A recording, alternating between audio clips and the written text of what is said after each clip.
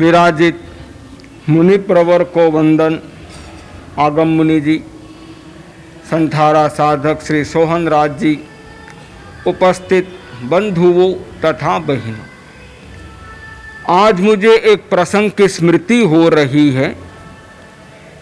शासन गौरव मुनि श्री ताराचंद जी स्वामी ने संथारा ग्रहण किया, उस समय का प्रसंग है।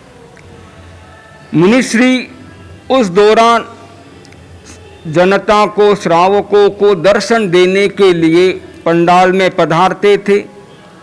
लोग वीडियो बनाते थे, वे वीडियो उस समय काफ़ी वायरल भी हुए। उन्हीं दिनों में प्रसंगवश एक और बात बताना चाहूँगा। हमारे यहाँ पर एक क्रम चलता है कि जैन विश्व भारती विश्वविद्यालय है, जहाँ पर जैनोलॉजी पढ़ाई जाती है। तो अमेरिका यूनिवर्सिटी ने जैन विश्व भारती यूनिवर्सिटी से टाई अप किया हुआ है। तो अमेरिका यूनिवर्सिटी में हमारे समणी जी वहाँ जाकर के वहाँ के लोकल अमेरिकन लोगों को जैनोलॉजी पढ़ाते हैं। तो फ्लोरिडा की बात है, हमारे उस समय हमारे समनी जी फ्लोरिडा में यूनिवर्सिटी में अमेरिकन लोगों को जैनोलॉजी पढ़ा रहे थे। बिंदु आया जैन धर्म में मृत्यु की अवधारणा। समनी जी को उन लोकल अमेरिकन, वे अमेरिकन न तो कोई जैन था न कोई भारतवंशी था, सारे के सारे लोकल अमेरिकन स्टूडेंट थे। तो उस विषय को स्पष्ट करते हुए समनी जी ने उन विद्यार्थियों को ताराचंद जी स्वामी के वे वीडियो बताए कि देखिए अभी भारत में हमारे जैन मुनि जी है, वो ये संथारा कर रहे हैं, उनका संथारा चल रहा है। और ये पूरा उन्होंने लगभग 40 मिनट का सेशन लिया, पूरा विस्तार से जैन धर्म में संथारे की अवधारणा को उन्होंने स्पष्ट किया। उन सारे अमेरिकन स्टूडेंट्स ने वो सारे दंग रह गए। कोई बोल रहा वाओ, कोई बोल रहा अमेजिंग, कोई बोल रहा अनबिलीवेबल, विश्वास ही नहीं, ये चलते फिरते संथारा ले रहे, चल रहे एकदम अच्छे से चल रहे और संथारा ले रहे, ये क्या, व्हाट इज दिस। तो मुझे ऐसा लगता है इतिहास का पुनरावर्तन हुआ है। श्रावक श्री सोहन राज जी को देखते हैं, दोनों में उम्र में भी समानता थी। आप भी 90 के हैं, मुनिश्री 1 साल कम थे, लेकिन एक जैसी उम्र। और उसमें चल करके वे यहाँ आए हैं और संथारा, चौविहार संथारा भी ग्रहण किया है। जिस किसी को भी जैन दर्शन समझना हो, ये प्रायोगिक उदाहरण है जैन धर्म को समझने का। व्यक्ति को डर लगता है, भय लगता है, और मनोविज्ञानी कहते हैं सबसे ज्यादा भय व्यक्ति को मौत का लगता है, मृत्यु का लगता है।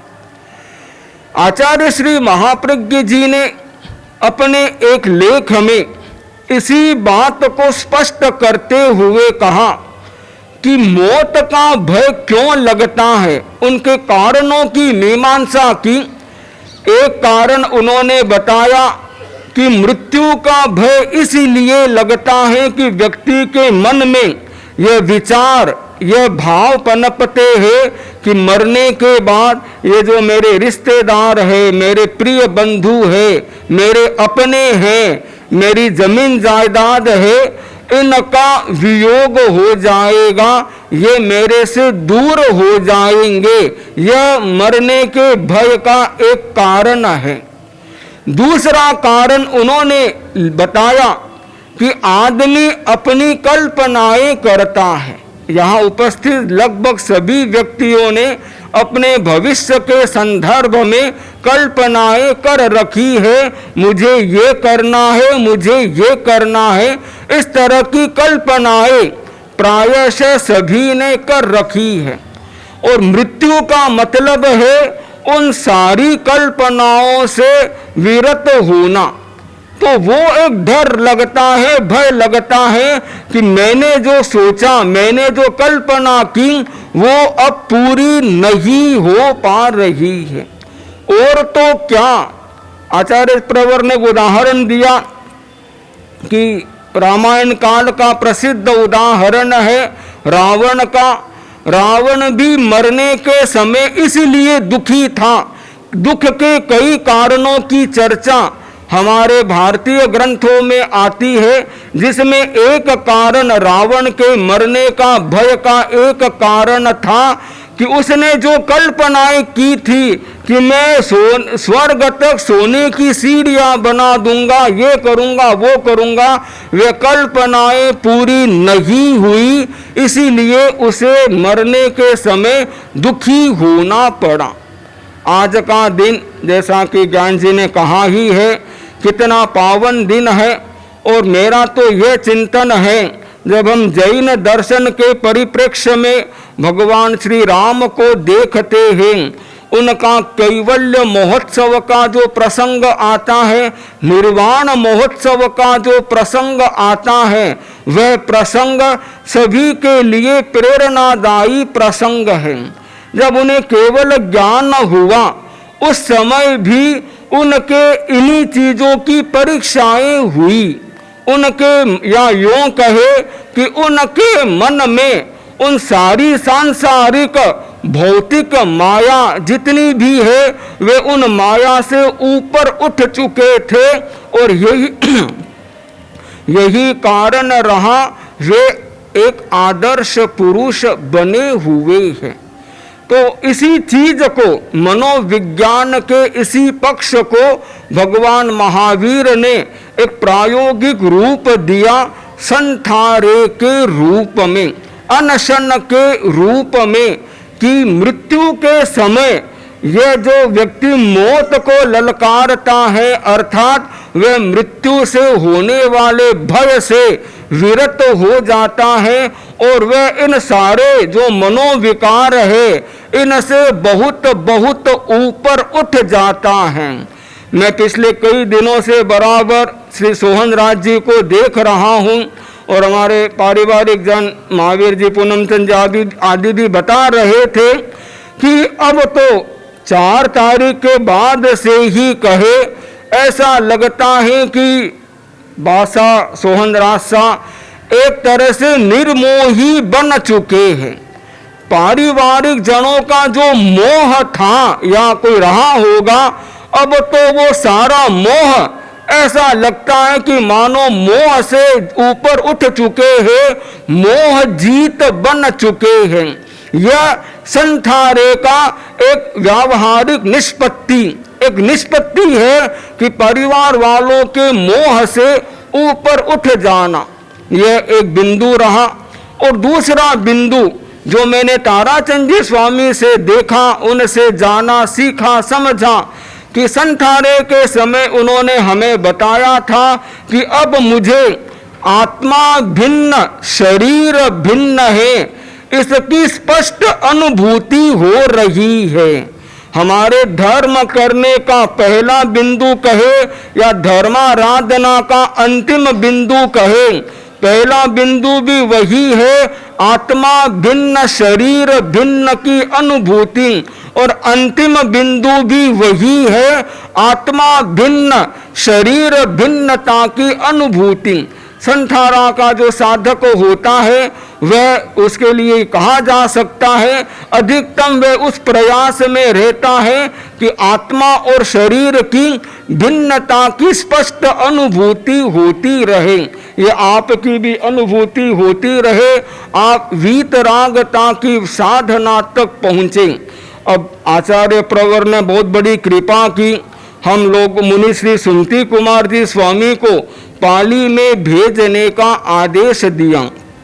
मैं अपना भी सौभाग्य मानता हूँ, क्योंकि आज तक मैंने इतने जागृत संथारों में ताराचंद जी स्वामी का संथारा देखा जो इतना जागृत संथारा था, और क्या तो बासा को देख रहा हूँ, श्रावक श्री सोहन राज जी को देख रहा हूँ।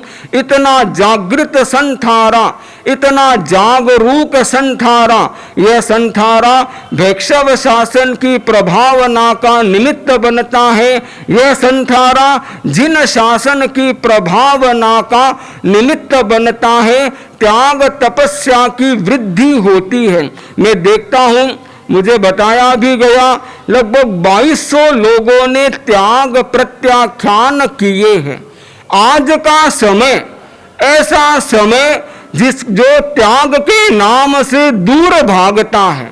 युवा पीढ़ी को भी देखते हैं, त्याग के नाम से दूर भागते हैं। उस स्थिति में किसी को मुनिश्री ने जो प्रेरणा दी, उस प्रेरणा के अनुसार कईयों ने अपने अपने जीवन का उत्थान किया। इस अवसर को अपने साथ में जोड़कर अपने आप को प्रेरित किया है कि देखो श्रावक जी इतना पौरुष दिखा रहे हैं, प्रबल पराक्रम दिखा रहे हैं, तो मैं भला पीछे क्यों रहूं? कम से कम मैं इस चीज का त्याग तो करूं। तो ये त्याग प्रत्याख्यान की चेतना भी समाज में बढ़ी है। और यह भी एक अच्छा मुझे दृश्य दिखाई दिया, पूरा जैन शासन एक होकर के इन्हें धर्माराधना करवा रहा है, धर्म दलाली कर रहा है। तो 24 संथारा स्वीकार किया है। अब तो वो कर्मों के साथ में बहुत विषम युद्ध की स्थिति है। हम कामना करते हैं इस कर्म रजो के साथ के इस युद्ध में आप उसी तरह विजयी बने और परम विजयी बन करके अपने लक्ष्य को प्राप्त करें। इन्हीं भावों के साथ ओम अरहम।